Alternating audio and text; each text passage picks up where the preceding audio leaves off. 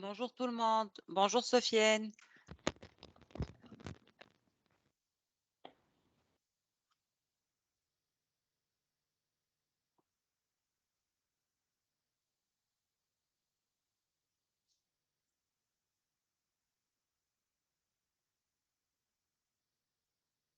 Bonjour Myriam. Bonjour Sofiane. Alors, on démarre dans une minute. Parfait. D'accord?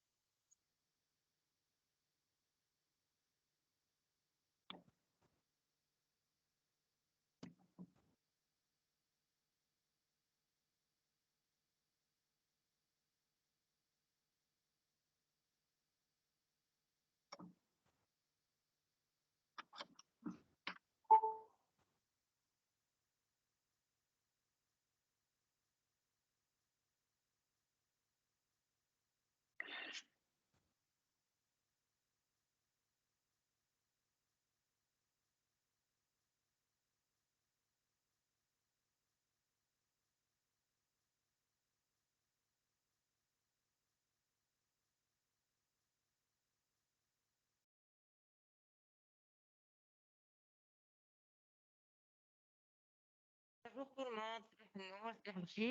Donc aujourd'hui, nous entamons le quatrième jour de SPG Cyber Security Days. Donc c'est un webinaire avec notre partenaire ForcePoint autour de la solution ForcePoint Data Protection. مرحبا بكم. Sofiane, tu es là, donc c'est bon hein, pour ta présentation, on la voit. Elle est bien Parfait. partagée.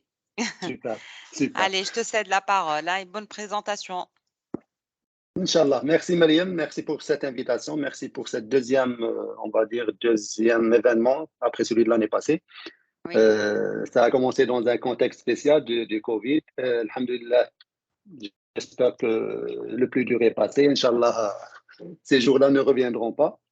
Mais ce qui est sûr, c'est que l'impact de ce qui s'est passé est toujours là. Il s'est répercuté sur les choix technologiques, sur le développement des solutions. Et la protection de données n'a pas été à l'abri de tout ça. Donc, merci à tous d'être parmi nous aujourd'hui. Le sujet aujourd'hui, c'est l'ADLP, Data Loss Prevention de ForcePoint. Et en fait, parmi les choses, l'impact du Covid, parmi les choses qui ont impacté cette solution, c'est le développement vers une DLP Everywhere. Donc, cette année, on a lancé le concept de DLP Everywhere et le but, c'est d'assurer une protection de données partout sur le réseau de l'entreprise et en dehors du réseau de l'entreprise, sur le data center on-prem, sur les postes clients et sur les applications cloud. Et en fait, le sujet de la protection des données n'est pas nouveau. En fait, les statistiques le disent, donc la grande majorité, 90% des données qui existent par le monde ont été générées les 2 dernières années et ça augmente de manière exponentielle. Aujourd'hui, la donnée, c'est l'âme d'une entreprise, c'est la data qui permet à une entreprise d'avoir une différenciation concurrentielle, c'est la data une bonne analyse de la data qui permet à une entreprise de réussir ou d'échouer. Et la quantité de data qui est produite est juste énorme. Parmi ces données, en fait, on peut distinguer deux. C'est un concept qu'il faut comprendre quand on traite l'ADLP. Il y a les données structurées. Les données structurées, c'est tout ce qui est, par exemple, présent dans des bases de données. C'est des bases de données avec une structure bien précise. On va stocker des données bien précises. Et puis, il y a un autre type de données qui sont les données non structurées. Tout ce qui est documents et qui est stocké sur votre système d'information, tout ce qui est Word, Excel, PDF, les contrats, les fiches de paie, tout ça, c'est des données non structurées et c'est ces données-là qui posent problème aux différentes entreprises. La visibilité est un grand souci. La visibilité, on ne peut pas protéger quelque chose qu'on ne voit pas. Et avoir de la visibilité sur nos données dans une entreprise est quelque chose de très important pour pouvoir justement analyser ce qui se passe et pouvoir mettre en place soit les technologies ou les mesures nécessaires pour protéger vos données. Donc, avoir de la visibilité, que ce soit dans la DLP ou dans le domaine de la sécurité de façon globale, c'est quelque chose de primordial. Et c'est généralement le point de démarrage. Avoir de la visibilité, avoir de la donnée quantifiée, bien sûr, des données empiriques pour justement faire les bons choix, que ce soit qui touche au volet technologique, qui touche au volet configuration, qui touche au volet organisationnel, etc. Et donc, en fait, cette donnée-là, c'est la chose que les attaquants, que vos détracteurs essaieront de compromettre ou, enfin, compromission, l'objectif n'est pas la compromission uniquement, l'objectif c'est de récupérer vos données. Par exemple, dans le domaine de l'hyperdistribution, avoir la liste des prix, avoir la liste des fournisseurs et la liste des prix des fournisseurs d'un concurrent va certainement aider à faire une plus d'analyse et à faire des offres concurrentielles.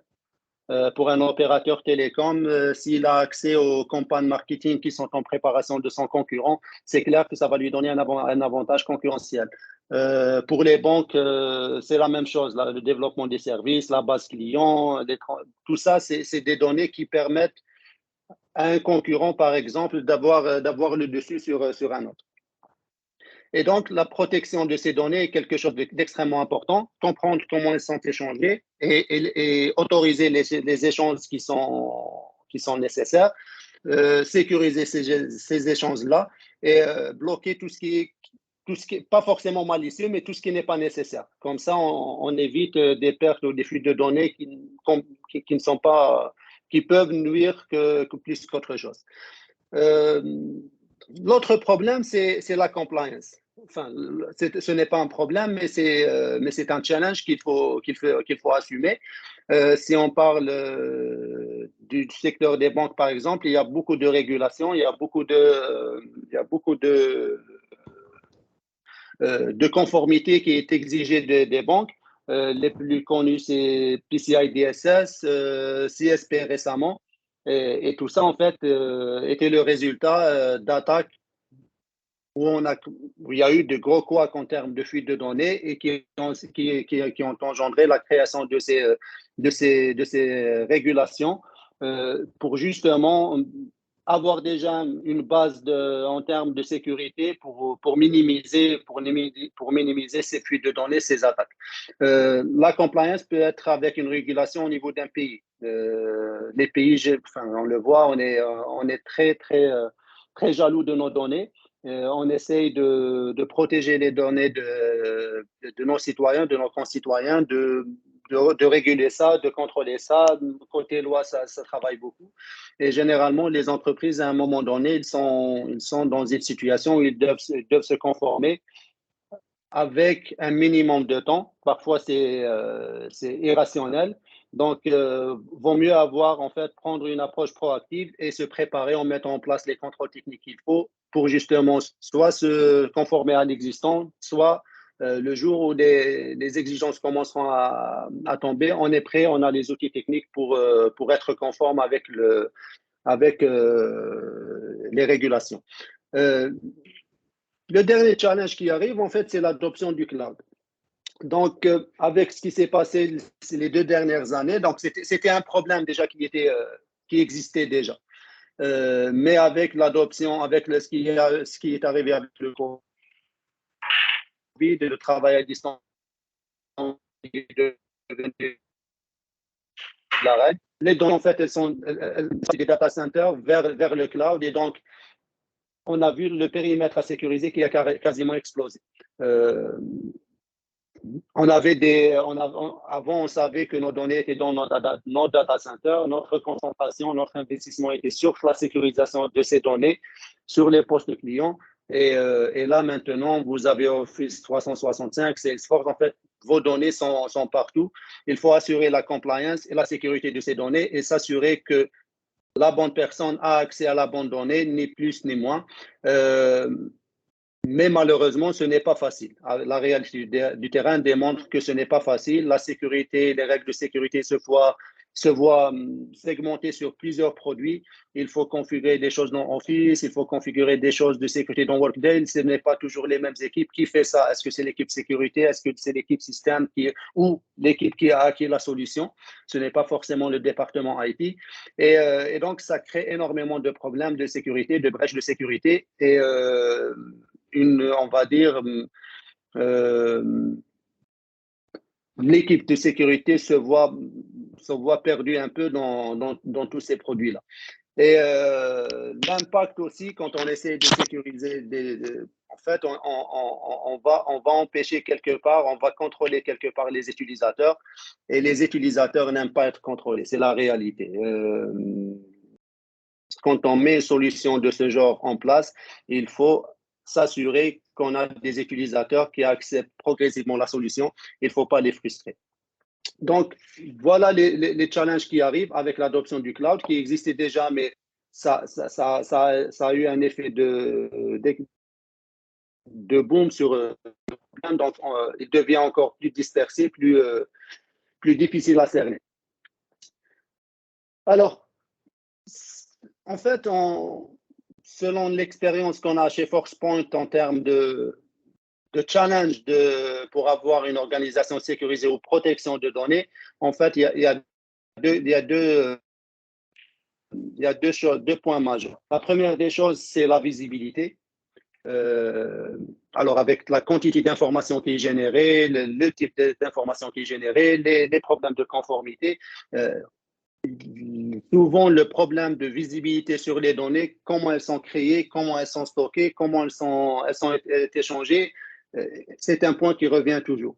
Donc, c'est un point à adresser dans un projet de protection de données. Il faut avoir de la visibilité, comprendre comment les choses se passent dans une entreprise et puis, petit à petit, construire la base de règles pour assainir tout ça et contrôler tout ça. Et puis, le deuxième problème, c'est la diversité des solutions. Dans le sens où on a les gens qui essayent de se lancer dans les projets de protection de données, ils ont un challenge où ils ont plusieurs produits où ils doivent configurer leur policy. Il y a des choses qu'on peut faire dans Office 365 ou dans Microsoft, mais on ne peut pas faire tout. Il y a d'autres choses qu'on peut faire, par exemple, dans la gateway email, mais on ne peut pas contrôler tout. Et surtout pas de la même manière. On n'a pas une bonne visibilité, on n'a pas un point central où on a tous les événements, des endpoints, des gateways, des serveurs, etc. Donc, cette disparité ou cette segmentation des policies crée un réel problème d'efficacité des policies qui sont mises en place. Et donc, en fait, l'objectif d'un programme de protection là où elles sont, sur le endpoint, sur les serveurs, dans votre data center, sur le cloud. Autoriser les personnes qui ont le droit d'accéder à ces données, de les manipuler d'une façon conforme à ce qui est attendu, et éviter les exfiltrations de données ou la perte de données, qu'elles soient accidentelles. Et c'est là où la DLP est la plus efficace ou intentionnelle. Alors, tout ça a un prix. Il ne faut pas se mentir. Si on introduit une solution comme celle-là, elle va toucher au quotidien des utilisateurs dans leur interaction avec le système d'information. Et il faut avoir une solution qui va, on va dire, introduire le minimum de frustration, le minimum d'impact sur le quotidien des utilisateurs. Donc, pour arriver à faire accepter cette solution aux utilisateurs, il faut qu'elle soit la plus, on va dire, la plus invisible possible. Il ne faut pas qu'elle génère beaucoup d'informations non nécessaires, beaucoup de fausses positives, pour éviter une surcharge. Et là, c'est le problème avec les SOP, c'est qu'il y a tellement d'événements qu'à un moment donné, on n'a pas de ressources justement pour gérer tout ça. On met la solution, on la laisse en mode monitoring pour éviter une surcharge des événements. Mais le problème avec le mode monitoring, c'est que quand il y a une exfiltration, généralement, on réagit trop tard et on n'a pas la capacité de bloquer l'attaque tout de suite. Donc, justement, une solution qui permet justement cette adaptation des policiers et faire un blocage au moment de l'exfiltration est un avantage certain. Et puis, il faut éviter les fausses positives. Dans la DLP, quand on fait ce genre d'erreur, quand on bloque un utilisateur qui ne peut pas imprimer un document, qui ne peut pas partager son fichier sur l'USB ou qui n'arrive pas à envoyer un email, c'est frustrant. Et c'est frustrant pour l'utilisateur et surtout, ça bloque le business et ça va créer une situation inconfortable pour les administrateurs et pour les utilisateurs. Et justement, une bonne solution DLP doit absolument minimiser cette frustration. Et l'inverse aussi est vrai. Autoriser une action qui est malicieuse ou une exfiltration de données alors qu'elle devrait pas. Alors, comment Forcepoint répond à tout ça? En fait, grâce à la manière dont on implémente les policies, Forcepoint en fait a la particularité de pouvoir créer les policiers sur tous les canaux qui sont concernés par la DLP. Alors, quand on essaie de contrôler le flux ou les échanges ou le traitement des données, en fait, on a des canaux à protéger, à surveiller et à contrôler et à protéger. Le premier canal, c'est l'email. On peut contrôler au niveau network en s'intégrant avec la gateway email. Ça peut être une gateway Forcepoint qui intègre dans la gateway elle-même un moteur DLP, ou comme on peut s'intégrer avec une solution email tierce. Le canal web. Alors, pour l'email, donc j'ai dit on peut le contrôler au niveau gateway, comme on peut le contrôler au niveau endpoint. Donc, on a un agent qui s'installe sur les postes clients, qui va surveiller les emails sortants et faire les contrôles nécessaires. Pareil pour le web, donc on peut s'intégrer avec les gateways existantes. Si le client a la gateway web Forcepoint, donc c'est un avantage parce que ça simplifie l'architecture. On a le moteur DLP on board. Et on peut contrôler le web sur le endpoint. Il y a des choses qui peuvent être faites uniquement sur la gateway, d'autres qui sont faites uniquement sur le endpoint. Idéalement, il faut avoir les deux. Mais parfois, selon les use cases, généralement, les utilisateurs, enfin, les clients commencent par des use cases particuliers. Par exemple, ils se concentrent sur le endpoint. Et puis, ils attendent. C'est là où on contrôle, par exemple, tout ce qui est envoyé vers l'USB. C'est là où on contrôle l'impression. C'est là où on contrôle le partage sur le réseau. Donc, l'agent qui est installé sur le poste qui va contrôler ce canal. Et le tout dernier, le canal qui est, on va dire, un sous-canal du canal web, c'est les applications cloud.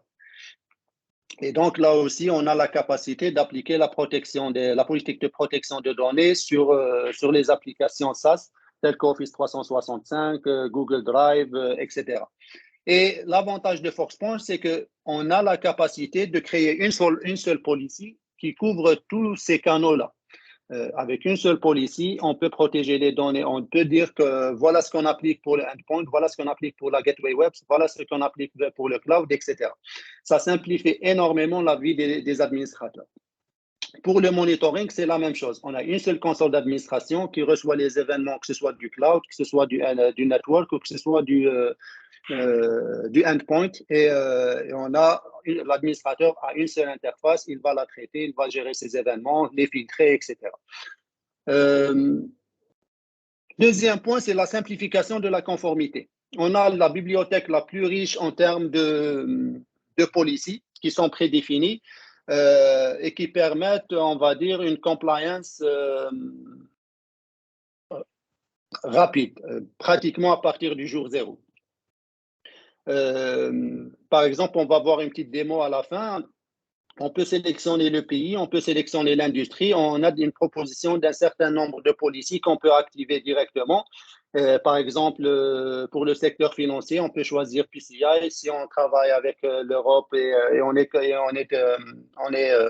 est obligé de se conformer à GDPR. Donc, on sélectionne GDPR et on a l'ensemble des règles de GDPR ou de PCI qui sont appliquées sur les canaux sélectionnés. Donc, c'est un gain, on va dire, c'est un retour sur investissement immédiat surtout si vous avez des problèmes de compliance de ce genre, le retour sur investissement est immédiat. On n'a pas beaucoup de temps à perdre sur le tuning, sur le monitoring de la solution. On a la capacité de s'intégrer avec des données des solutions de classification de données telles que Borden James, AIP de Microsoft, mais pas que ça, Get Visibility, etc. Donc, ça nous permet de récupérer le travail qui a été fait en termes de classification et de créer les règles directement sur la DLP et exploiter ces tags-là et ces labels. Aussi, on a la capacité de protéger la propriété intellectuelle de l'entreprise grâce aux différents classifiers. Grâce à cette bibliothèque aussi, on a la capacité de détecter tout ce qui est, on va dire, données confidentielles. On a la capacité, grâce à l'OCR qui s'intègre avec les gateways, de détecter les données qui sont par exemple, prises dans des captures d'écran ou dans des images. Donc, par exemple, pour le secteur de santé, on a la capacité de détecter les données confidentielles qui sont échangées dans les images des radios, par exemple, et bloquer si elles contiennent des données qui sont protégées par la régulation. Et enfin, on a quelque chose qui est spécifique à ForcePoint, où on a un avantage certain par rapport à nos concurrents, c'est d'avoir une protection automatique et dynamique de nos données. Alors, par exemple, le cas le plus simple, on va prendre un exemple. J'ai un utilisateur qui a le droit d'envoyer certaines données vers des partenaires ou d'envoyer ces données-là dans des emails. Et cet utilisateur-là est compromis pour X raisons. Donc, son comportement change, soit intentionnel, soit accidentel. Il peut avoir perdu ses données, quelqu'un a récupéré ses données, et son comportement change. Ses horaires d'accès changent, la quantité d'informations qu'il échange change. Tout ça est pris en compte pour calculer un niveau de risque. Et en fait, selon ce niveau de risque, on peut arriver au blocage si l'utilisateur constitue un risque élevé pour l'entreprise. Donc, un utilisateur, dans la configuration de base, il a le droit de traiter la donnée, de l'échanger. Mais si on constate un son comportement et qui devient malicieux, donc selon son activité, son interaction au système d'information, on peut changer l'action de audit only, c'est-à-dire autorisé, en générant un incident, et monter jusqu'au blocage si le risque devient très élevé. Donc ça, c'est une particularité de ForcePoint DLP, et ce qui permet de passer en mode blocage en toute confiance, car on sait que si on autorise les gens à faire leur travail, mais si on constate un changement dans leur comportement, chose qui clairement ne peut pas être fait par un être humain, par un administrateur, c'est quelque chose qui doit être automatisé, il y a de l'intelligence artificielle derrière, etc. Donc, ce calcul-là est fait automatique, et si on constate un changement dans le comportement de l'utilisateur, on bloque l'action malicieuse. Donc, ça facilite énormément la vie des administrateurs, et surtout, ça rend la solution beaucoup plus efficace. Alors, pour l'histoire, il faut savoir que les solutions DLP à la base, ce n'était pas une demande de la sécurité, ou ça ne vient pas du domaine de la sécurité informatique. C'est venu surtout une demande on va dire, des personnes qui s'occupent de la gestion des risques dans le secteur financier. Enfin, en début des années 2000, et avec tous ces problèmes des pertes qui ont été subies à cause des attaques. Il y a eu, par exemple, l'apparition des normes comme PCI DSS, mais il y avait en parallèle aussi la nécessité pour ces gens-là d'avoir de la visibilité sur tous les échanges qui se font sur le réseau. Par exemple, si la demande était simple, je veux que tout échange qui concerne un numéro de carte de crédit, je dois l'avoir quelque part dans un système. Et en fait, c'était ça. Le premier besoin, c'était un besoin de visibilité. Puis, ce n'était pas évident au début. Et puis, petit à petit, c'est devenu, on arrive après 10-15 ans, on arrive à quelque chose de stable, de mature, et c'est devenu quelque chose de tout à fait, enfin, d'essentiel d'avoir de la DLP dans une entreprise pour la protection des données. Donc, c'était au début, justement, quelque part, la DLP, il y a, chez certaines personnes, elle est en mode monitoring parce qu'on a besoin de la collecte de ces informations. Et le jour où on a un souci, on peut revenir à ces informations et comprendre ce qui se passe. Mais actuellement, avec justement tous ces changements-là, alors l'explosion des risques, l'explosion des attaques, l'explosion des lieux où les données résident et on va dire la non-disponibilité de ressources humaines en termes d'analyse de sécurité qui ne peut pas en fait gérer tout ça. Donc, il est nécessaire d'automatiser et il est nécessaire d'avoir une solution qui bloque. Et justement, ForcePoint a cet avantage-là d'avoir quelque chose de souple, d'adaptatif, d'automatique pour tirer le maximum de la solution DLP. Alors, comment on le fait chez nous? En fait, on a une solution. Gartner définit par exemple, Gartner définit deux types de solutions DLP. Enterprise Grade DLP et ce qu'ils appellent Integrated DLP. Integrated DLP, vous avez un constructeur qui vient par exemple avec un firewall ou avec un endpoint. Son rôle, par exemple, un firewall, c'est la protection du périmètre et appliquer des règles de contrôle d'accès avec toutes les fonctionnalités qu'on connaît. Et puis, il vient un jour et te dit, tiens, j'ai de la DLP dans mon firewall. Alors, si on n'a pas le souci de DLP, on n'a pas la DLP comme la protection de données comme souci majeur, donc ça peut passer, une option de plus, ce n'est pas un problème.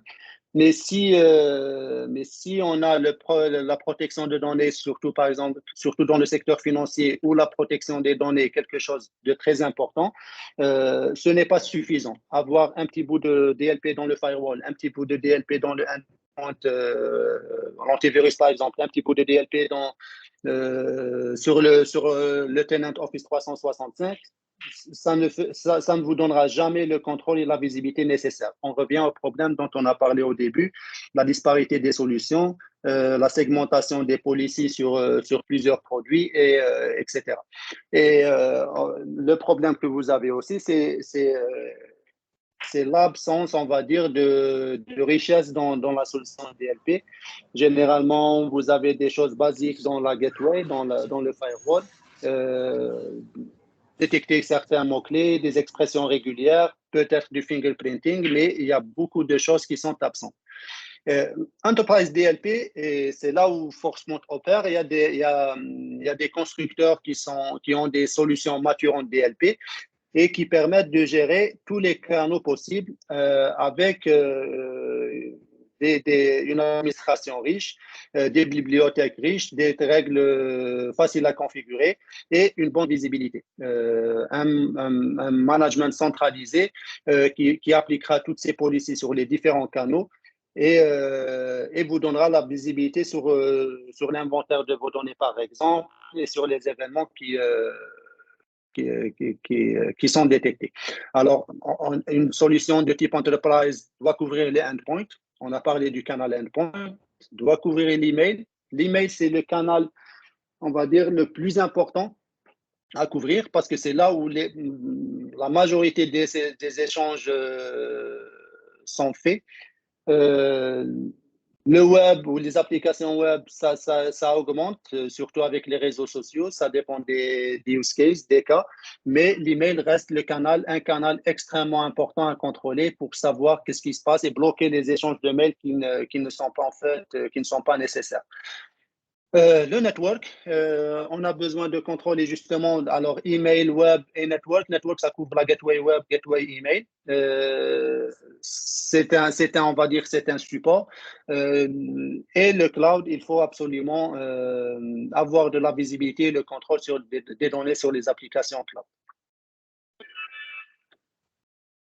Alors, en fait, j'aimerais classifier trois concepts ça me paraît extrêmement important pour enlever toute confusion. Alors, la première des choses, c'est la classification de données. La classification de données, on va dire, ça relève de l'organisation.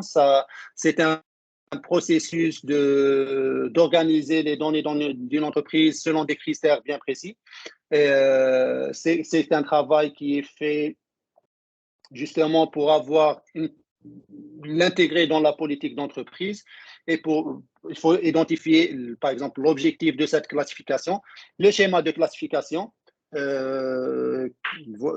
ce qui est pourquoi on classe un document comme confidentiel, pourquoi on classe un document comme interne. Donc, il faut bien identifier les critères. Et une fois que ces données-là sont traitées, comment on peut les manipuler? Qui a le droit d'accéder à quoi et comment il peut les changer? Ça doit être défini au niveau d'une entreprise, ça doit être documenté et ça doit être maintenu. Parce que selon beaucoup de paramètres, par exemple la régulation, notre politique de classification de données est amenée à changer. On a quelque chose d'autre qu'on appelle... Alors, quand on rentre dans l'implémentation technique, il y a de la classification, il y a beaucoup de confusion ici, c'est l'outil de classification, ou surtout c'est l'outil d'application des labels ou des tags. En fait, on a des solutions type Microsoft AIP, Borden James, Get Visibility, et là, ces 2-3 dernières années, on constate une distinction. Alors, à un moment donné, les constructeurs DLP avaient une partie classification, tagging, c'est plus pour éviter la confusion. Et maintenant, ces deux domaines se distinguent. On a la DLP, les opérateurs, les constructeurs DLP d'une part, qui s'intègrent les fournisseurs de solutions de tagging. Donc, on a des noms. Microsoft, c'est l'inévitable. C'est une solution qui est dans Microsoft Office, selon votre licence. Donc, dans E5, c'est inclus par défaut. Mais des entreprises qui souhaitent avoir une solution plus spécialisée, plus riche, comme Borden James ou Titus ou Get Visibility, ils vont acquérir ce genre de solution et ce sont ces vendeurs-là qui se spécialisent dans le tagging, pour ne pas dire la classification de données. Donc, data classification, c'est le processus de la création de la policy, la maintenance de cette policy. L'outil technique de labeling, c'est cette solution que vous allez mettre en place pour justement introduire l'utilisateur dans le processus de classification de données, au lieu de le faire avec un outil technique qui n'introduit pas ou qui n'implique pas l'utilisateur. Ce genre de solution permet d'introduire l'utilisateur dans le cycle de vie de gestion de la donnée. Donc, à la création d'un document, il va définir le tag.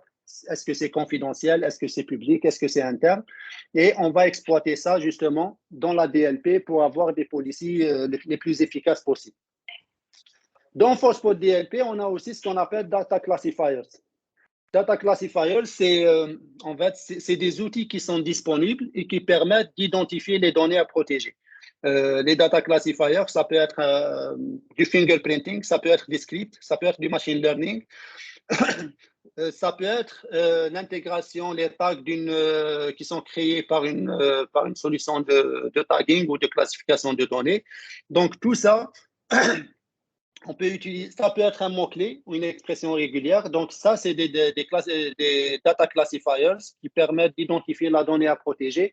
Et une fois qu'on a détecté cette donnée-là, la police va décider de l'action à faire. Est-ce qu'on autorise? Est-ce qu'on met en quarantaine? Est-ce qu'on autorise et on envoie un email au manager? Donc, après, tout devient clair selon l'identité de l'utilisateur.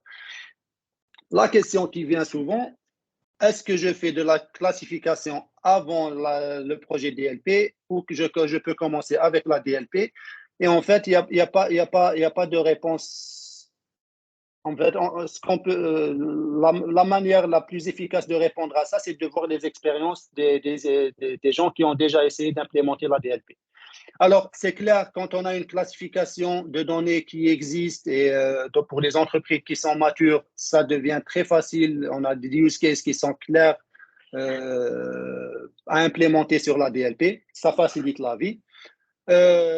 mais en absence de cette policy, alors l'impression que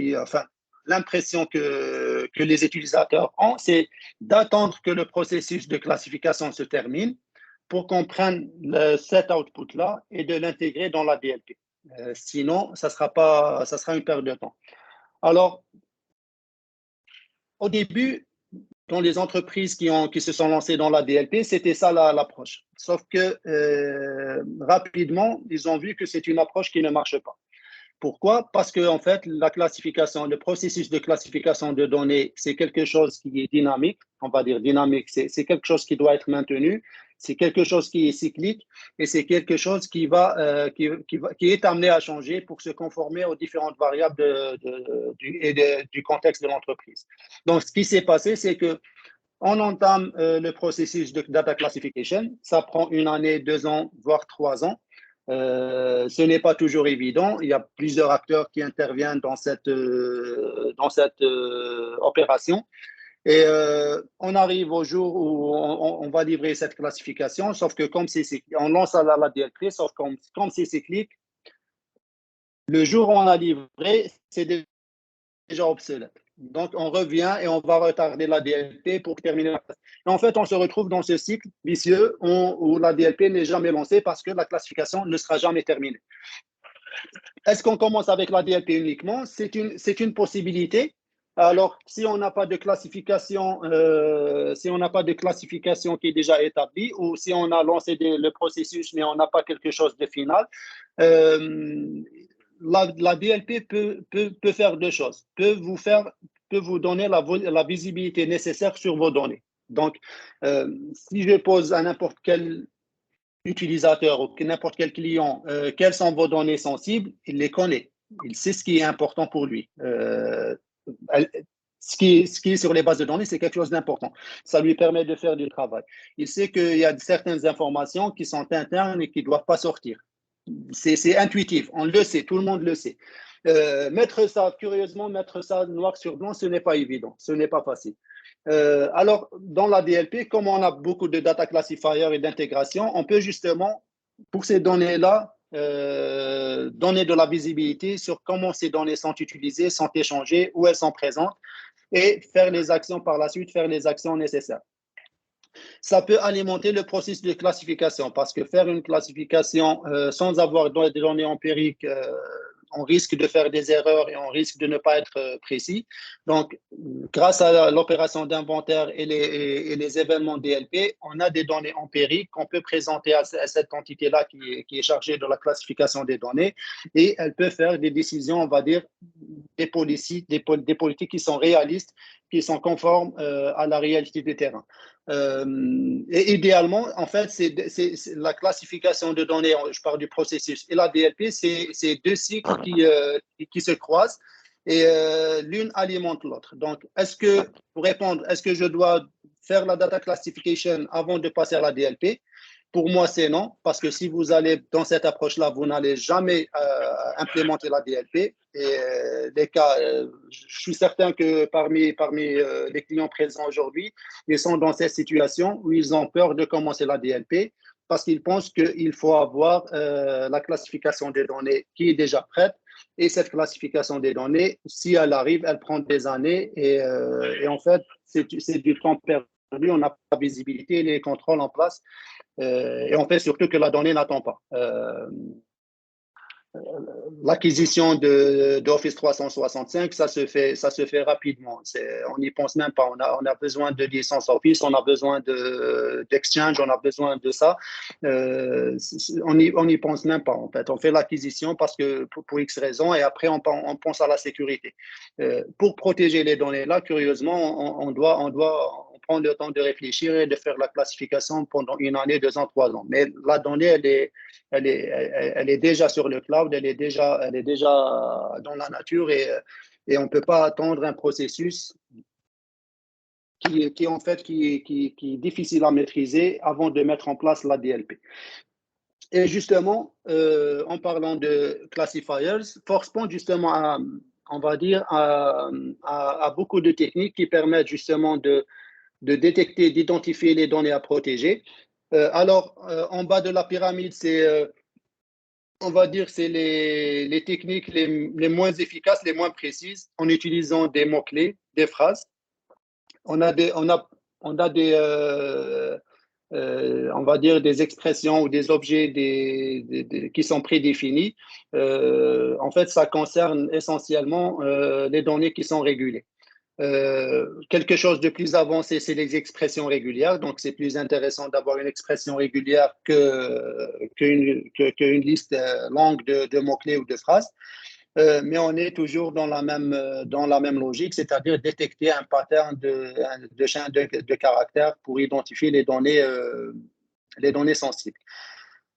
Le type de fichier, on a la bibliothèque la plus riche de types de fichiers, donc on ne se base pas sur le nom de fichier ou l'extension. On a une technologie qu'on appelle True File Type et on a la capacité d'analyser plus de 600 types de fichiers. Par exemple, si généralement on pose la question, par exemple, j'ai dans ma licence Office 365 la partie DLP, pourquoi j'irai vers une solution spécialisée DLP? Parce que Microsoft, il fait que du Microsoft, par exemple. Il n'a pas cette richesse de type de fichiers qu'il peut analyser. Microsoft aussi, il a, on va dire, c'est Microsoft, il a un petit peu de tout, sans rentrer dans, enfin, sans avoir une solution complète. C'est normal, ils veulent proposer à leurs clients le maximum de fonctionnalités. Ça peut convenir à 70-80% des clients, mais on a les clients qui sont plus exigeants, qui ont en fait des contraintes qui font qu'ils ont besoin d'une solution spécialisée. Donc, si vous avez vous voulez uniquement contrôler du Word, de l'Excel, ça peut aller. Mais si vous voulez aller au-delà, il faut avoir une solution qui est spécialisée dans ce domaine. Et là où ça devient plus intéressant, c'est par exemple l'intégration avec des outils de classification ou des outils de tagging de documents, donc tels que Bolden James, Microsoft MIP, Get Visibility.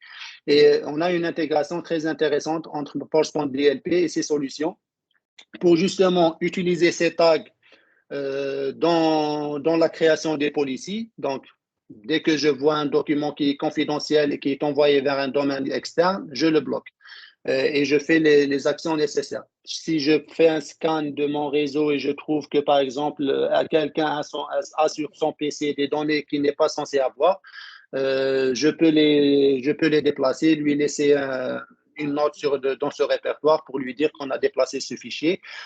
Donc, on peut utiliser ces tags-là pour avoir des politiques plus précises. Et on peut faire le chemin inverse, c'est-à-dire en utilisant l'opération, le endpoint qui est sur les postes, par exemple, et l'opération d'inventaire, on peut dire à la solution de DLP, quand tu détectes ce genre de document, tu dois appliquer la classification. Par exemple, j'avais pas d'outil de classification avant. J'ai acquis Bolden James où j'ai mis en place MIP et je souhaite que tous les documents qui ont été créés auparavant soient tagués selon le contenu du document. La solution DLP peut faire ça. On peut faire mieux, par exemple avec l'intégration qu'on a avec Bolden James, c'est d'analyser un document et si on trouve que le tag appliqué n'est pas conforme, par exemple un document qui doit être classé comme confidentiel, il est classé comme public par l'utilisateur. Pour qu'il puisse l'envoyer par exemple par email, c'est plus facile pour lui. On a la capacité de détecter cette non-conformité et de changer le tag. Donc, ça va dans les deux sens.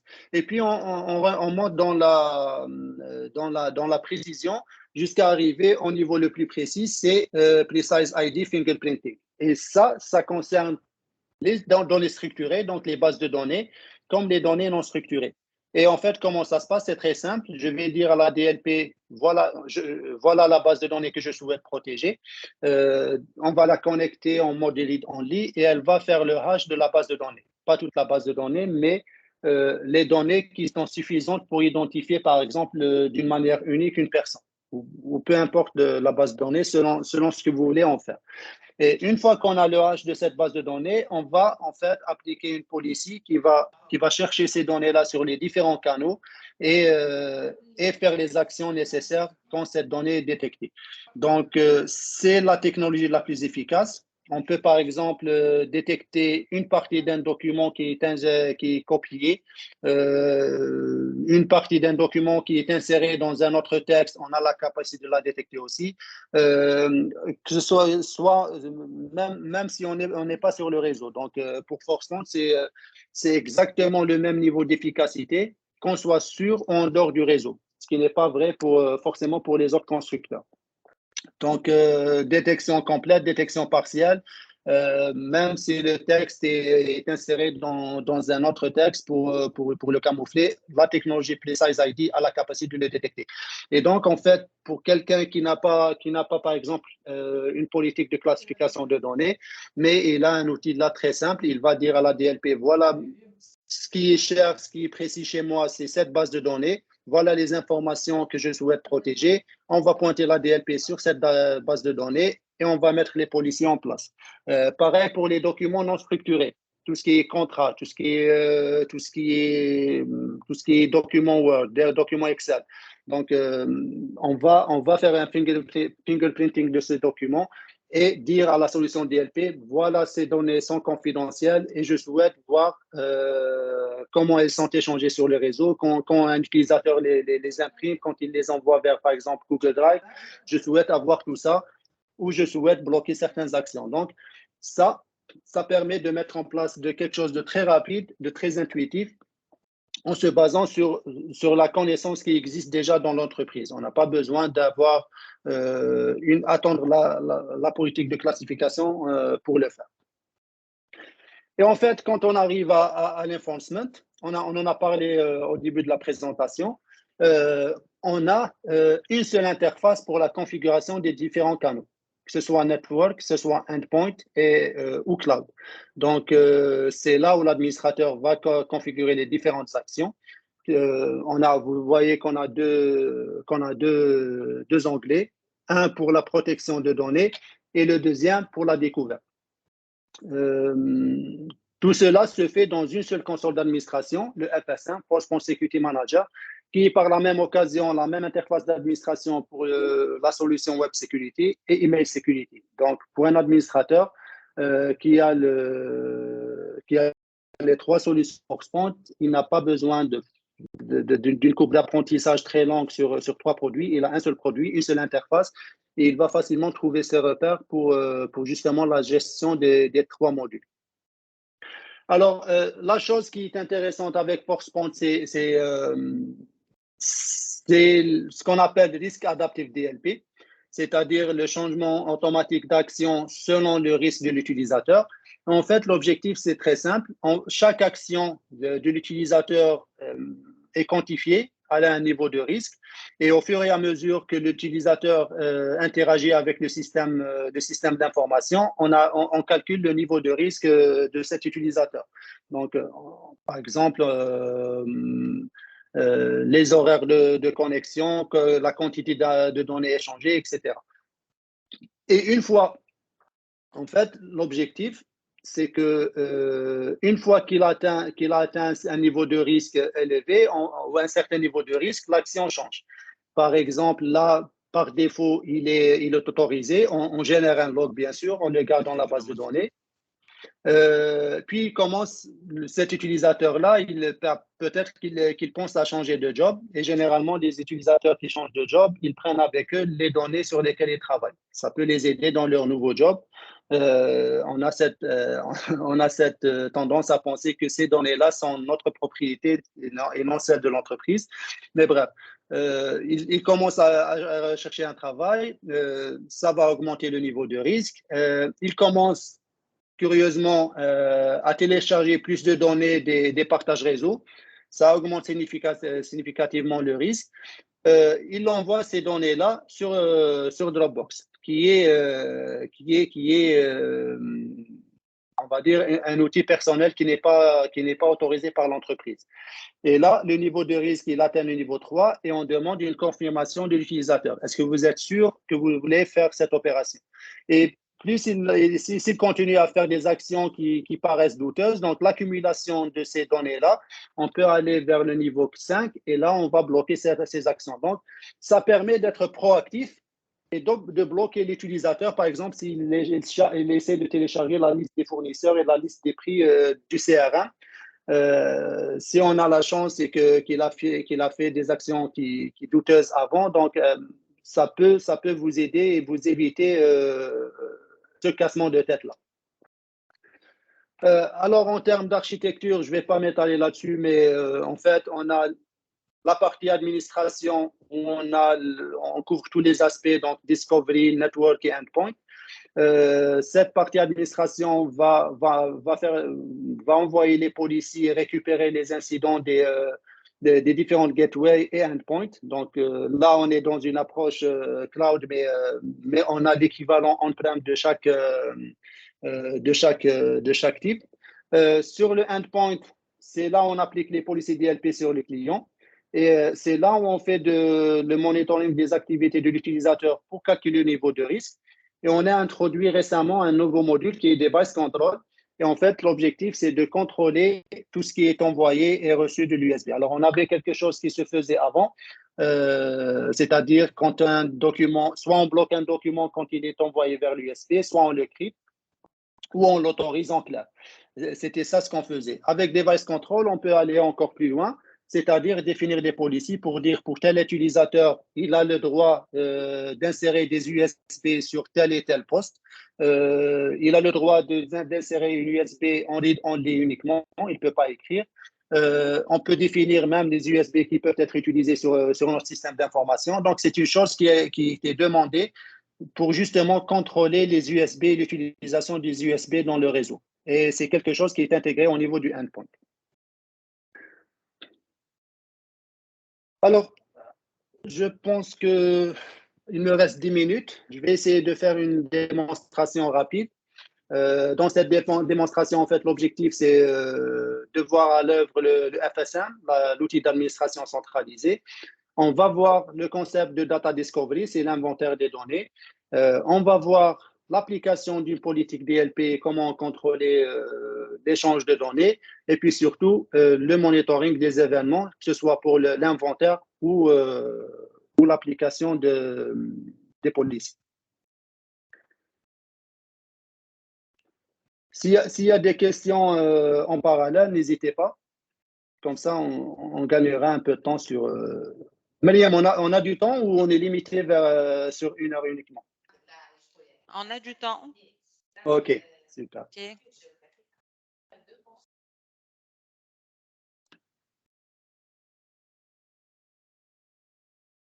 Alors, Mariam, vous voyez mon écran? Oui, c'est bon. Super. Alors, voilà le FSM. C'est là où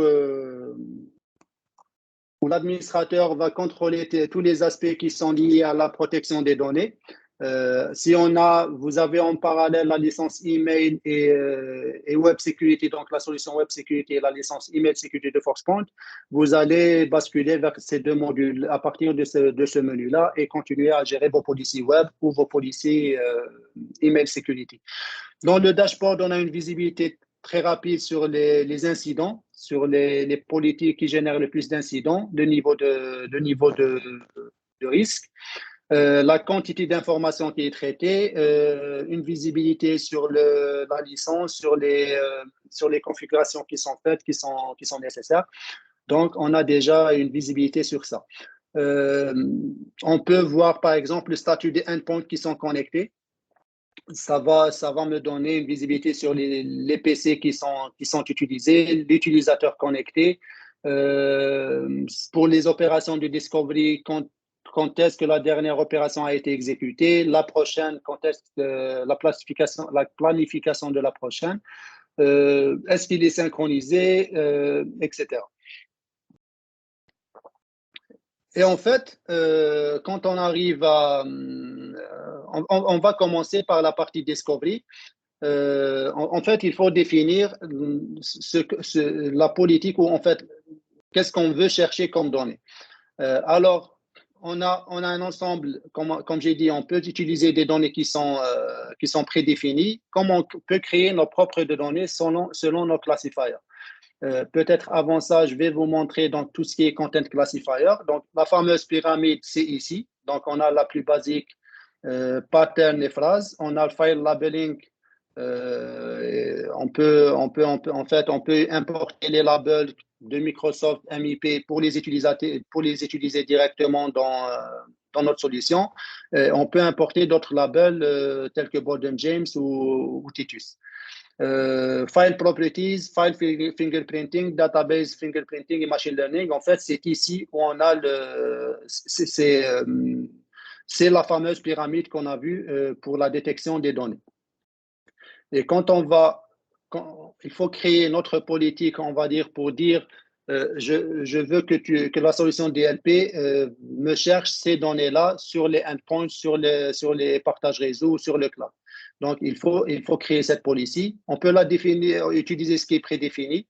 Par exemple, on définit le pays. Je peux me concentrer uniquement sur l'Algérie, l'Europe, donc ces pays-là, et je sélectionne les industries. Donc, on est dans le domaine financier, donc ça va me donner toutes les politiques qui régissent le domaine financier. Et dans ces propositions-là, je vais sélectionner la donnée que je veux rechercher. Par exemple, moi, ce qui m'intéresse, c'est tout ce qui est PCI. Et une fois que c'est fait, alors je reviens à la politique qui a été créée. Alors, une fois que c'est fait, donc c'est là la règle. Donc, ma policy aura un nom, celle-là, elle est prédéfinie, je l'ai activée et en fait, j'utilise une condition pour trouver ces données-là. C'est un script qui va rechercher tous les numéros de carte dans les données qu'il va scanner. Quand il trouvera des numéros de carte, là, on va définir l'action qu'il faut faire. Alors, on a la sévérité médium. Si on trouve un seul numéro de carte, on va dire OK, c'est médium. Et on va faire une action bien précise. Au-delà de 1, donc 2 et plus, la sévérité devient high. Donc, pour l'administrateur, ça va attirer l'attention plus facilement. Et on peut définir un plan d'action. C'est-à-dire, quand je fais la discovery et je trouve un document ou un email qui contient plus de 2 numéros de carte, je peux faire plusieurs choses. Par exemple, si ce document-là est sur un partage réseau, je peux lancer un script que j'aurais défini au préalable, un script PowerShell qui va faire des actions sur le partage réseau. Si le fichier est sur un endpoint, je peux lancer un script aussi PowerShell qui va déplacer le fichier, qui va créer un nouveau fichier, peu importe, en fait, du moment que c'est du PowerShell, vous pouvez absolument tout faire. Comme on peut aussi, par exemple, si je trouve un document qui contient plus de 2 numéros de carte de crédit, je vais sélectionner une classification, par exemple, confidentielle. Donc, ces actions-là, ça, c'est ce qu'on appelle un plan d'action. Donc, dans la condition, j'ai repéré les données. Une fois que c'est repéré, je vais faire un plan d'action. Et voilà. Donc, jusqu'ici, on a identifié, on a créé notre règle. La deuxième étape, c'est de déclencher l'opération de découverte. Alors, on a 3 types d'opérations. Endpoint, ça se fait au niveau du endpoint. Cloud pour faire la découverte de ces données sur les applications SaaS et Network Discovery pour faire la recherche sur des partages réseau, sur des serveurs. Donc, c'est différent entre un endpoint, un poste de travail standard, on utilise le endpoint. Pour tout ce qui est serveur et partage réseau, en fait, on va utiliser un composant qui s'appelle le crawler qui est sur le serveur d'administration. Et une fois qu'on a défini cette tâche-là, donc dans cette tâche, ce qu'on va trouver, on va donner un nom. Bien sûr, il faut l'activer. Quels sont les postes qui sont concernés par cette recherche? Donc, on peut s'intégrer. Alors ça, c'est quelque chose d'important, c'est d'avoir une intégration et une organisation efficace dans Active Directory. Donc, je peux dire pour un ensemble de postes, je vais faire cette opération. Pour un ensemble d'utilisateurs, ou pour la totalité de mon parc. Donc, je peux avoir une opération de discovery qui est globale, qui concerne tous les endpoints, comme je peux avoir une opération, on va dire, pas précise, mais qui concerne un ensemble défini de postes de travail. Quand est-ce que je souhaite faire cette opération? Alors, continuously, c'est pour les besoins de la démo, mais généralement, on ne le fait pas de manière continue sur les postes de travail. On le fait soit daily pour détecter les nouveaux documents créés ou hebdomadaire. Continuously, c'est rare où on le fait, mais cette option, elle existe. Et en fait, il y a deux paramètres. Je peux dire que quand l'utilisateur travaille sur son poste, on ne fait pas de discovery, on ne va pas consommer de ressources, on ne va pas l'embêter parce que l'opération de discovery va ouvrir des fichiers, les scanner, les fermer justement pour pouvoir faire son travail. Alors imaginez que l'opération de discovery est en cours et l'utilisateur souhaite ouvrir ce fichier pour travailler et il y aura un problème. Il ne pourra pas l'ouvrir parce qu'il est déjà ouvert ou il ne peut pas le modifier. Donc, on peut dire que on scanne les documents uniquement quand il n'y a pas d'utilisateur actif sur le poste. Dans le cas où on utilise un laptop, on désactive le scanning, on ne va pas consommer de ressources si l'utilisateur utilise la batterie. On le fait uniquement sur secteur, justement pour éviter de consommer la batterie et d'avoir un système qui est down. Donc ça, c'est des choses qu'on peut paramétrer. On définit la politique qu'on va utiliser. Donc, rappelez-vous, on peut avoir plusieurs. Donc, si je suis concerné uniquement par PCI, je sélectionne ma politique PCI. Mais si j'ai d'autres régulations, je peux tout tester à la fois, mais je peux avoir un scan pour un type particulier de données. Si je souhaite scanner tous les fichiers, je peux le faire, mais je peux me concentrer sur un type particulier de données. Par exemple, tout ce qui est Word, PDF, Excel, et je laisse les autres. Je peux faire un full scan ou je peux faire uniquement un scan sur les éléments modifiés. Donc, tout ça, c'est paramétrable. Et une fois que c'est fait, je déploie ma policy et les endpoints vont récupérer cette policy et faire l'opération de discovery. Donc, quand on va sur le poste client, ça, c'est le poste de test. J'ai mon agent qui est installé ici, l'agent DLP.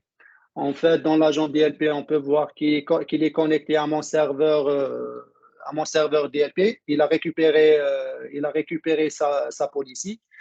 Alors, ce qui est intéressant chez ForcePoint, c'est qu'on a exactement le même comportement quand on est connecté ou non connecté. Une fois qu'on a récupéré la policy, le endpoint va travailler comme s'il était connecté à la solution. Donc, il va exécuter les policies, contrôler le trafic. Il n'y a pas de changement, on va dire, dans l'efficacité. Il va stocker les logs. Une fois qu'il est reconnecté à la solution FSM, ou pour être précis, le endpoint server, il va envoyer les logs et il va récupérer les nouvelles policies si elles existent. Alors, pour l'opération de discovery, elle est là, par exemple, on peut voir l'information. Là, actuellement, il n'y a pas de scan qui est fait. La dernière fois, c'était le 14 à 11 heures. Le nombre de fichiers qui ont été scannés et le prochain lancement de scan. Rappelez-vous, on a fait continuous pour la fréquence de discovery.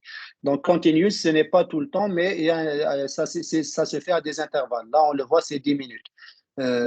On peut mettre à jour, s'il y a un changement, forcer la mise à jour de la policy. Donc, là, c'est ce composant-là qui s'occupe de l'opération d'inventaire. Quand on va sur FSM, je descends. Dans la partie reporting, je vais dans la section discovery, c'est ce qui m'importe, et on va voir les incidents qui ont été générés. Et là, je vois que sur mon desktop, il a repéré un document PDF avec le risque high. Rappelez-vous qu'on a dit si un document contient plus de 2 numéros de carte, c'est un risque high. Et donc là, on a l'événement qui est généré parce qu'il a trouvé dans ce document 28 numéros de carte. Le canal, c'est endpoint discovery. Donc, rappelez-vous, on a plusieurs canaux pour la découverte, soit network, soit cloud, soit endpoint. Et endpoint discovery, c'est pour différencier les opérations de discovery. Est-ce qu'on a fait une action? Non. On a généré uniquement un log. On peut voir ici, par exemple, dans la même opération de discovery, on a trouvé pour notre policy un numéro de carte, donc c'est médium. Et on peut générer un rapport qui va vous fournir par exemple, pour le management ou pour échanger avec des entités, vous pouvez générer un rapport qui va répertorier tout ça. Donc, ça, c'est en termes de visibilité. C'est très simple. J'ai une donnée que je veux protéger. Je vais faire la recherche sur les postes clients et avoir la visibilité sur ces documents-là. Là, on a vu l'opération sur un endpoint, mais je peux faire sur un partage sur les serveurs et détecter des données confidentielles qui sont sur les partages réseau. Ça, c'est pour la partie inventaire des données. La deuxième phase, c'est l'enforcement, c'est l'application des policies. L'action de blocage ou d'autorisation. Donc, ça se fait sur DLP Policies. Et là, de la même manière, soit j'utilise les politiques qui sont prédéfinies en sélectionnant le pays, l'industrie, et en activant les policies qui sont nécessaires. Toujours dans tout ce qui est PCI DSS. Donc, si je me concentre sur PCI, sur les numéros de carte, je vais sur la règle de PCI Credit Card Numbers. Alors là, on a une interface plus riche. Donc, pour les conditions, ça reste la même condition que pour les discovery parce que l'objectif, c'est de détecter les cartes de crédit. Sur l'action, c'est différent. On a la sévérité qui va être affichée sur notre dashboard et on a la sévérité qui va rentrer dans le calcul du niveau de risque.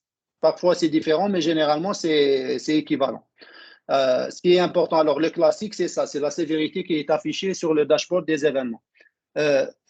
Si on détecte, alors cette règle, qu'est-ce qu'elle dit? Quand on détecte un numéro de carte, on va auditer without forensic, c'est-à-dire générer une alerte sans garder de forensic.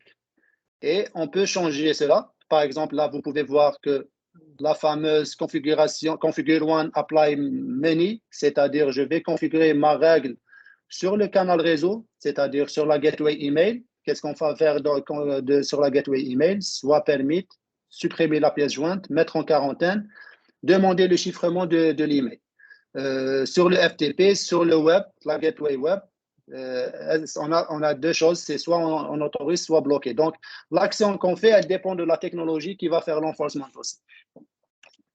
Sur le canal endpoint, on a la possibilité de contrôler Outlook, par exemple, pour décider de l'action à faire sur le côté Outlook. Application control, donc on peut, par exemple, si quelqu'un manipule des données dans Excel ou dans Word, on peut dire qu'il ne peut pas copier. Il peut traiter la donnée sur le document Excel, mais il ne peut pas copier cette donnée et la coller dans un autre document ou dans un email. Pour les USB, donc on a plusieurs actions, soit autoriser l'envoi vers l'USB ou le disque dur, soit bloquer l'action, soit donner une confirmation qui va être ajoutée au log, comme ça on a la confirmation de l'utilisateur qu'il a besoin de cette information sur l'USB et la raison. Et on peut chiffrer ces données sur l'USB. Là, c'est pour tout ce qui est partage réseau et l'impression, est-ce qu'il a le droit d'imprimer tel document ou pas? Donc là, on a contrôlé les deux canaux, réseau et endpoint. Et on peut aussi étendre ça au cloud, aux applications cloud. Et on peut contrôler tout ce qui est upload des pièces jointes. On peut contrôler tout ce qui est download. On peut contrôler est-ce que les données qu'on a identifiées peuvent être partagées avec des utilisateurs externes. Mettre un document sur OneDrive, créer un lien de partage et l'envoyer à un externe. On le fait tout le temps, tous les jours. Mais est-ce qu'on pense à la confidentialité des données? Est-ce qu'on risque de faire des erreurs? C'est très plausible. Copier le lien sur un email et par erreur, au lieu d'envoyer un email interne, on envoie un email externe. Donc, ça, on peut le contrôler à ce niveau-là. Etc. Donc, et après, on peut enrichir encore plus. On peut lancer un script, que ce soit sur le network ou sur le endpoint. Script, ça veut dire PowerShell. Donc, vous imaginez la recherche des actions que vous pouvez faire. Chose importante, on peut envoyer le fichier vers un CIEM et on peut envoyer des notifications. Les notifications sont configurées, alors on peut l'envoyer vers l'administrateur de la solution, mais on peut l'envoyer surtout aux data owners, celui qui possède ou celui qui, on va dire, qui a besoin de travailler avec cette donnée. Donc ça, jusqu'ici, c'est la configuration classique. Ce qui est rajouté par DUP, Dynamic User Protection, c'est la notion de risque. Donc, par exemple, ici, on peut dire que Audit and Notify. Donc, jusqu'ici, on a la possibilité d'échanger les données sans être bloqué, mais je peux changer ça pour être plus dynamique, dire que jusqu'au niveau 3, jusqu'au niveau 4, ce n'est pas un problème. Je peux changer les accents selon ce qui me convient. Mais par exemple, à partir du niveau 4, je vais bloquer. Dès que le risque atteint le niveau 4, je ne vais pas accepter le risque de perte de données. Et je vais dire pour cet utilisateur qui est normalement autorisé à échanger ces données, je vais le bloquer. Donc ça, c'est quelque chose de spécifique à ForcePoint. En fait, on a une longueur d'avance sur nos concurrents sur ce volet-là parce qu'on a notre produit a atteint le niveau de maturité sur ce volet-là. Et donc, on a défini, alors pour récapituler, on a défini la condition d'identifier, qui permet d'identifier la donnée, l'action qu'on va faire sur les différents canaux, la source. Alors, la source, c'est généralement des utilisateurs. Là aussi, intégration avec Active Directory. On peut par exemple imaginer un scénario où un département, un groupe d'utilisateurs, il est autorisé à envoyer ces données. Pour les autres utilisateurs, on les bloque. Donc, s'il y a par exemple des documents qui concernent les campagnes marketing, on va autoriser uniquement les utilisateurs du département marketing à les manipuler. Pour les autres utilisateurs, ils n'ont pas à les avoir sur le poste, ils n'ont pas à les envoyer par email ou les copier sur du USB. Donc, c'est orienté utilisateur.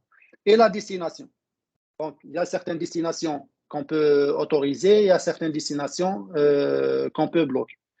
Et une fois qu'on a créé notre policy, on va l'appliquer, la déployer et elle va être propagée sur les différents points d'enforcement tels que le endpoint. Alors, au niveau du endpoint,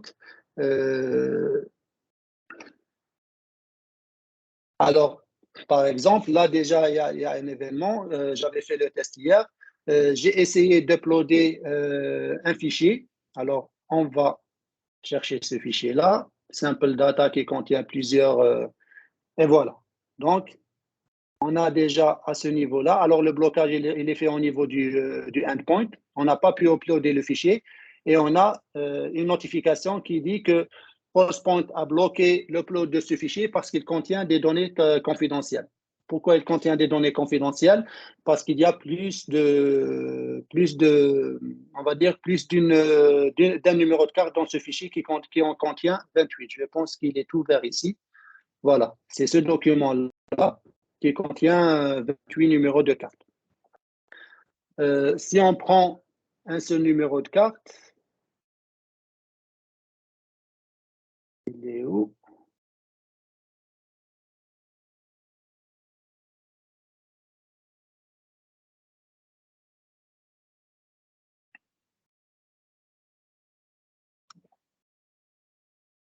J'essaie de le poster sur un site web, l'uploader.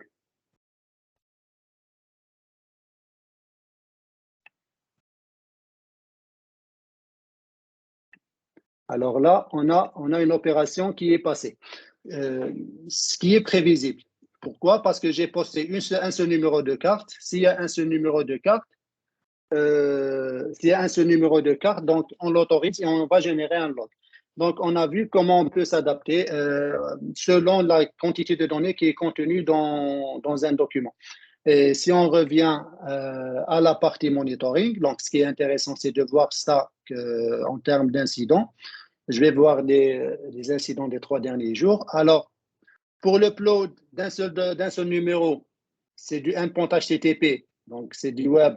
J'ai posté vers le DLP test, la sévérité est médium et j'ai permis l'action. Je peux voir plus de détails ici. Quelle est la règle qui a détecté ça? Des forensiques, si j'ai sauvegardé, par exemple, le document ou la donnée qui a été uploadée, donc je n'ai pas demandé ça, mais on peut la sauvegarder avec l'incident, si on veut y revenir pour analyse. On a plus de propriétés, donc l'application qui a fait l'opération, le canal, et plusieurs informations sur l'utilisateur, le hostname, etc. Par contre, pour l'upload du document, il a été bloqué avec une sévérité high. 28 numéros cartes qui ont été présents. Et on peut voir aussi les différentes informations sur cette opération-là. Généralement, ce qui est important surtout, c'est ça, les informations sur l'utilisateur et la destination. Et voilà, on a tout ça devant nous et on peut voir le document qui a déclenché cette action. Alors, je peux le télécharger. Et là, on rentre dans la gestion des privilèges. Est-ce que l'administrateur a le droit de voir ou pas? Donc, on peut contrôler ce qu'il peut voir, ce qu'il ne peut pas voir.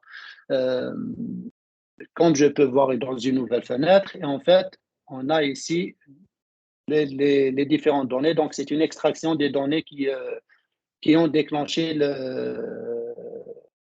l'alerte ou la politique DLP. Voilà, donc pour ma présentation, donc on a vu le FSM, le dashboard, on a vu comment créer une politique de découverte, lancer l'opération de découverte, voir comment c'est affiché sur les rapports. On a vu comment on peut créer en utilisant des politiques prédéfinies pour un problème bien précis de compliance de PCI DSS, comment on peut appliquer cette policy et bloquer les uploads des documents ou des échanges et comment monitorer tout ça. Voilà, Myriam. Il y a des questions? Merci à toi, Sofiane. Je t'en prie. Excellente présentation. Avez-vous des questions, s'il vous plaît?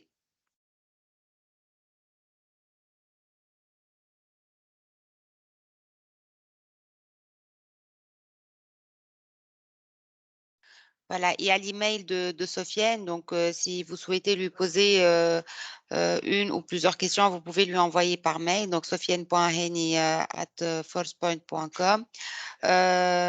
Donc, pour cette semaine, il y a eu 4 webinaires donc avec Digitalis, Microsoft, plutôt 3 webinaires avec Digitalis, Microsoft et ForcePoint dans le cadre de SPG Cyber Security Days. Donc, Inch'Allah, nous allons nous retrouver le lundi 18 avril pour un webinaire avec notre partenaire Sophos autour de la solution SD-WAN. Voilà. Merci pour votre attention, merci pour votre participation. Cheya Taïba, à lundi, Inch'Allah, à 10h. Merci, Myriam. Bonne journée. Sahab Torkom. Aïchek, bye bye.